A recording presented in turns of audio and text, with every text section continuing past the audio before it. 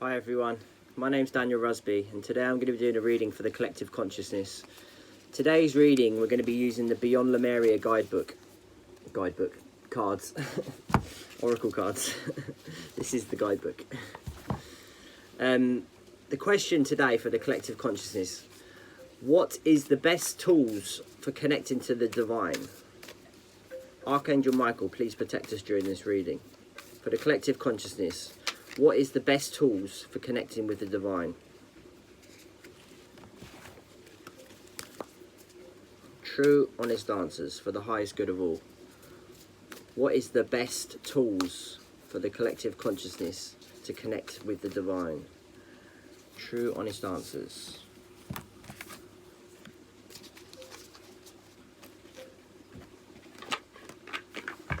So, the past of the question, they've given us Earth. Notice how I skip straight to the book, straight to it. One flick. No accident, guys. So the past of our question is Earth.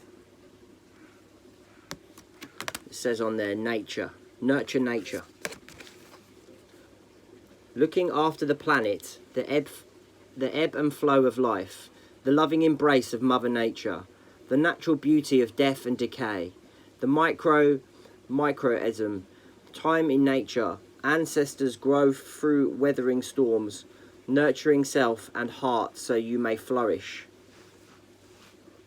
No one can hold us the way nature can. Mama Nature is a powerful healer and transmuter of dense energies we may be holding on to. Just as she takes in our breath and returns our bones to fertile soil, so too can she transform our woes if we can allow ourselves to surrender, to lie in her grassy arms or be embraced by her branches. Just as plastics and oils cannot be broken down in the earth for renewal, when our emotions become hardened and impenetrable, catalyzed into something more destructive, they cannot be just transformed into the compost that we grow from.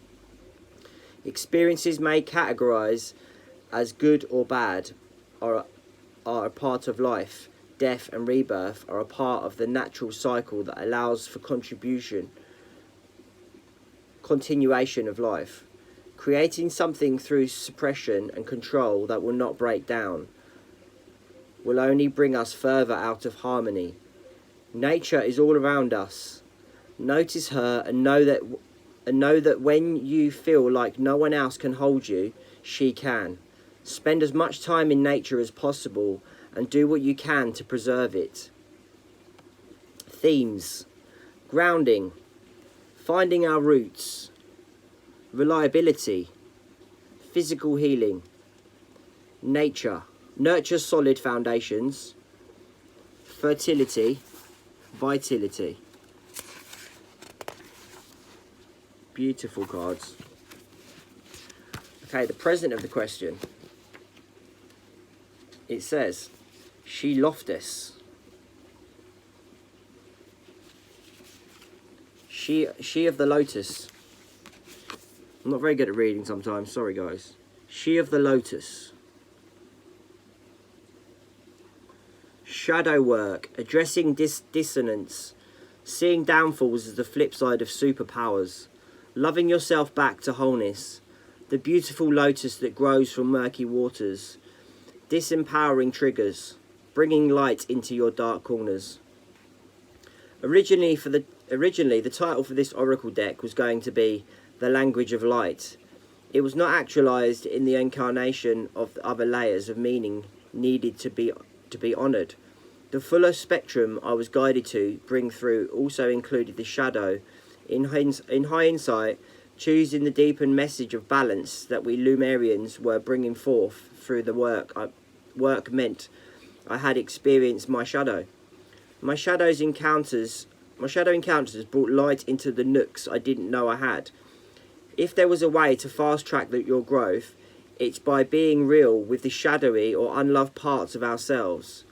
There was a time when the concepts of the shadow work and self-love seemed relevant, but I was vague as to what really meant. I knew the next part of my journey was exploring them, but how how would that happen was quite mystifying. The shadow and self-love are big topics to unpack, and unravelling them took me quite an adventure. Unfortunately, I thought shadow work was digging up as many issues as possible, and that being present with them meant wallowing in them without tools to expand awareness. I found myself drowning deeper in the upset of it all and creating more of it in the process. My journey for clarity took me to Cambodia, where I met and mastered the art of perspective and indirectly finding growth points in a way that spoke to my being rather than my mind. That sparked a 3-month journey into the farthest reaches of myself. I realised I had a lot of unlearning and self-acceptance to do. The years of trying to do my best was that I could be created constructs in my self-identity. My striving wasn't as healthy as I'd thought. By discarding my traits that seemed ugly or hindering, I was also rejecting sides of myself that were quite wonderful. There were two sides of a coin, and equally they were part of my true nature. When we discard any part of ourselves, we are throwing the baby out of the bathwater. Often our greatest strengths are our greatest weaknesses, and vice versa. When we reject or deny parts of ourselves, we end up feeling hollow, lost and detached. When we take them out of the trash and work with them through compassion, gentleness, honesty, and non-judgment, we can shine light on these shadows and see them for what they are. Incredibly, my perceived weaknesses vanished as I peeled the layers further and further back to explore the past experiences that accompanied them. Accepting the shadows enough to bring them into the daylight was usually all it took for them to dissipate. Their power dissolved, and I could see them for what they were, or rather were not. Paradoxically, self-love is a catalyst for transformation. Alchemizing painful triggers is an opportunity for awareness that helps us reclaim more of ourselves. As these dense spaces begin to evaporate, we can be filled with more light, more love, and we can create an upward healing spiral. I have come to learn the shadow work and self-love are practices to implement on a day-to-day basis. When we merge this awareness with movement-to-movement consciousness, densities don't even get a chance to form. We can live and love even bigger, and this is true freedom, self-empowerment, and where authentic love and light can radiate. A true light bringer shines light in all corners so shadows can be acknowledged and released. The divinationary meaning. Take a look at any unconscious patterns that may be running you. Are there elements of yourself you need to take out of the trash, dust off and reabsorb? Shadows can be painful or tender to touch. Sensitivity in an area can be a trigger that shows us where we might want to spring clean some of our darker, forgotten, ignored or hidden corners. Accepting our shadows is the first stage in restoring ourselves to wholeness. In self-love, peel back the layers where there is shame, guilt or fear and bring them into the daylight. Under a loving and compassionate light, they will resolve and reassimilate so you can re-engage with your superpowers. The future of our question is gracious receptivity. Gratitude, being thankful, receptivity, giving without expectation, how worthiness and self-love can affect your capacity to receive and give without depletion, overflow of obligation, thriving over surviving, gifting economies. If there was a manual for optimal human experience, one of the most potent points would be gratitude. It is the backbone of all spiritual practice. Writing a list of things you are grateful for has scientifically been proven to profound positive effect on the mind and nervous system. When we shift our perspective from what we are lacking, needing and desiring, we temporarily replace the survival factor with the resonance for thriving.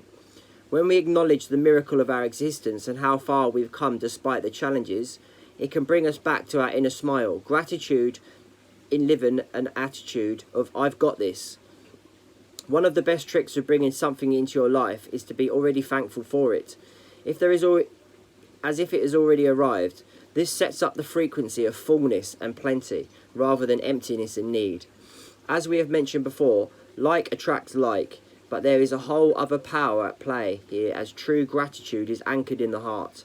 Being moved by sheer awe and appreciation and thankfulness is hugely pivotal to the way others in our environment respond to us. The next step to give from our hearts without being asked or invited. When we can emanate a field of new earth consciousness, giving us a free from expectation, just by knowing that we can all thrive together when everything flows as a system of gifting. Yes, others may take advantage, but you drop the fear of this outcome. It is quite likely that those of this frequency will also fall away. Holding up a beacon of light this way creates incentive and inspiration to those around you. As the cup fills, it unlocks space within them for resources in other areas. Thus, this giving overflows us, has a dynamo effect from person to person. Receptivity is a critical factor in the art of giving. Those who struggle to feel they have resources to give also have trouble receiving. Some do not feel worthy enough to receive, even for themselves, as mentioned. Heart energy is key to gratitude and receptivity. Here it brings us self-love and how important it is to feeling full enough so that our overflow doesn't deplete. When you allow yourself to receive from those in their hearts joyous overflow and give them a place beyond expectation or obligation, a whole new paradigm reveals itself. You will discover a new way of thriving. Giving and receptivity is a two-way flow. Each allows space for the other. When we are in our hearts, we have limitless resources, and that starts with gratitude. Could gifting economies be the seed for more joyful new paradigm of making the world go round? And the divinatory meaning. Consider your relationship with gratitude. How comfortable you feel receiving, and what you love to give. And are there themes that allow the joyous overflow of giving without limitation? How can you add this to the lives of others more often, away from the fear that you'll get used up if you give without guaranteed receptivity? Are there areas where you are overextending yourself? Can you give more from areas where you are stronger and have more skills and capacity? Right now you may feel you have little to give. If so, allow yourself to receive more. The gift of the sun on your face on a winter's day, or the compliment from a stranger. Allow yourself to drink every drop. After all, it's up to you how deeply you wish to drink from the gift that is shared. Often we take only a little sip when there is much more that could be appreciated, and yet it is beautiful when you give someone and they light up and receive it fully. Gratitude, self-love, and self-worth are interwoven with capacity to receive. Together they nourish your soul. Step into your heart space by listing all you are grateful for, and notice how you feel how you start to feel. From this place, your gifting capacity can spiral upwards. Sent with love, light and healing with the Beyond Lemuria Oracle cards for the collective consciousness. God bless. Stay safe. Amen. See you soon.